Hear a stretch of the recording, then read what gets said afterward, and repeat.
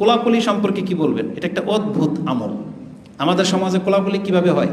ঈদের সালাম শেষ, উঠেই ফিরবে, খুতবা শেষ, বাড়ি ফেরার পথে বাপ ছেলে কিন্তু একটু আগে ঘর থেকে বের হয়ে আসলো, চাচা ভাতিজা একসাথে একই বাড়ি থেকে বের হয়ে আসছে ঈদের দিন, তখন কোলাকুলি নাই। ঈদের মাঠ পর্যন্ত আসছে, কোনো কোলাকুলি। নামাজ শেষে বাসায় ফিরবে, উঠে সবাই কোলাকুলি করতেছেন।